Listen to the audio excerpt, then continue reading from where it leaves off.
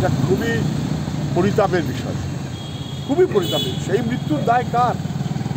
বেআইনি বাড়ি জানতেন না, কাউন্সিলর জানতেন না, এমএলএ জানতেন না, স্কোয়ার ফিটে টাকা খায় যারা, বেআইনি বাড়িতে স্কোয়ার ফিটে টাকা খায় যারা, তারা জানতেন না।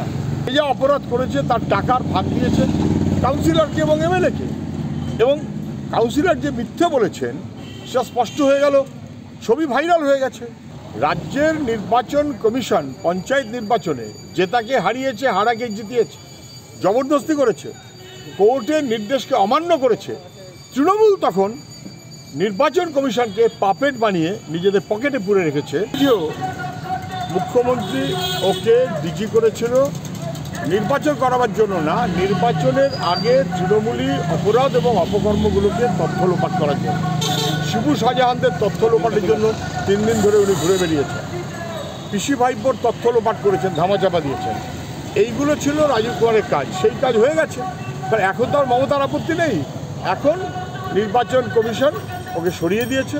তবে বাড়িটা কোলাপস করলো এবং অন্তত 9 জন মারা গেছেন, এটা খুবই পরিতাপের বিষয়, খুবই পরিতাপের। সেই মৃত্যুর দায় কার? বেআইনি বাড়ি জানতেন না, কাউন্সিলর জানতেন না, এমএলএ জানতেন না, স্কোয়ার ফিটে টাকা খায় যারা, বেআইনি বাড়িতে স্কোয়ার ফিটে টাকা খায় যারা, তারা জানতেন না। বরং এই দুর্নীতির টাকায় কাউন্সিলরের কোটি কোটি টাকার গাড়ি কী করে হলো? কাউন্সিলর জানে, এমএলএ জানে, তাদের প্রশ্রয় এসব কাণ্ড ঘটেছে, তাদের তো গ্রেপ্তার করা উচিত কাউন্সিলর এবং এমএলএকে। ওই এলাকাতে গত 2 বছরে অন্তত 36টা বাড়ি হয়েছে বেআইনি পুকুর বুঝিয়ে, এবং সবই কাউন্সিলর এমএলএ তাদের মদতে। আমি জানবো কী করে কোথায় পাড়ার মধ্যে কে কী করছে?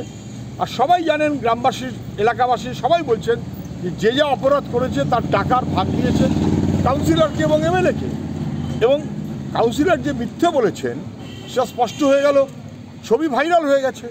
একেবারে ঘনিষ্ঠ অবস্থায় কাউন্সিলর এবং প্রমোটার, ফলে এরা মানুষ খুনের দায় এদের, যেমন প্রমোটারের তেমন কাউন্সিলরের, এমএলএর, এবং এই যে ব্যবস্থাপনা চলছে তার। এই প্রত্যেকটি অপরাধীকে গ্রেপ্তার করা উচিত। মুখ্যমন্ত্রী পারবেন কি? মুখ্যমন্ত্রীর বাড়ির পাশে বেআইনি নির্মাণ হয়ে রয়েছে, সেখানেও মেয়রের নাম আসছে, তৃণমূলের নেতাদের নাম আসছে। রাজ্যের পুলিশ আক্রান্তদের পাশে দাঁড়ায়নি, আক্রমণকারীদের পাশে দাঁড়িয়েছে। এখন দেখা যাচ্ছে সিআইডি কয়েকজনকে গ্রেপ্তার করেছিল। কারা তারা? যারা অপরাধ করেছে তাদের ভিডিও দেখা যাচ্ছে, তাদের কিন্তু সিআইডি গ্রেপ্তার করেনি। সিআইডি যারা অপরাধ করেছে তাদের দেওয়া তালিকা অনুযায়ী কয়েকজন ভাড়া খাটা সৈনিকের মতন ভাড়া খাটা আসামি তৈরি করেছে। ওরা ভাড়া খাটবে, ব্যাস। তাদের বাড়ির লোকজন বলছে আমাদের বাড়ির লোক 7-এ ছিল না, 5-এ ছিল না, টাকা দিয়ে তাদের নাম ঢুকিয়ে দিল, তারা জেল খাটছে অপরাধীদের হয়ে। এই জিনিস চলে কখনো? সিআইডি এবং রাজ্য পুলিশ সন্দেশখালীর অপরাধের চক্রান্তের সঙ্গে যুক্ত। বললেন তার উপর কিছু নির্ভর করে না, উনি কখন কি বলবেন না বলবেন তাকে জানে। উনি বলেছেন যে নির্বাচন কমিশন তারা ঠিকভাবে কাজ করছে না, কোর্টে যাওয়া উচিত। যান, কোর্ট তো খোলা আছে, কিন্তু যাওয়ার সময় খেয়াল রাখবেন রাজ্যের নির্বাচন কমিশন পঞ্চায়েত নির্বাচনে জেতাকে হারিয়েছে, হারাকে জিতিয়েছে, জবরদস্তি করেছে, কোর্টের নির্দেশকে অমান্য করেছে। তৃণমূল তখন নির্বাচন কমিশনকে পাপেট বানিয়ে নিজেদের পকেটে পুরে রেখেছে। তৃণমূল তখন সেই নির্বাচন কমিশনের পাশে দাঁড়িয়েছে। এটা যেন খেয়াল রাখেন, ভারতবর্ষের এই নির্বাচনে প্রত্যেকটি মানুষ যেন স্বাধীনভাবে ভোট দিতে পারে, এটা গ্যারান্টি করা নির্বাচন কমিশনের কাজ। আমরা সেটাই চাইব। তা তৃণমূলের অপছন্দ হতে পারে। অ্যাক্ট, তারপরে তার বিধি, এই সব মিলিয়ে যা চলছে, এটা আসলে মানুষকে বেনাগরিক করার চক্রান্ত। সুপ্রিম কোর্টে আজকেও শুনানি আছে, হবে। কিন্তু আমি শুধু বলবো যে মানুষটা এখানকার বছরের পর বছর ধরে আছেন, ভোট দিচ্ছেন, ভোটে দাঁড়াচ্ছেন, জিতছেন, তারা কি নাগরিক না? শান্তনু ঠাকুর, তিনি দেশের মন্ত্রী, তিনি নাগরিক না? কোন আইনে তিনি নাগরিক? তিনি যে আইনে নাগরিক, যে কোনো মানুষ সেই আইনে নাগরিক হতে পারে। যদি 19-এর আইন ছাড়া নাগরিক না হওয়া যায়, তাহলে শান্তনু ঠাকুর নাগরিক না।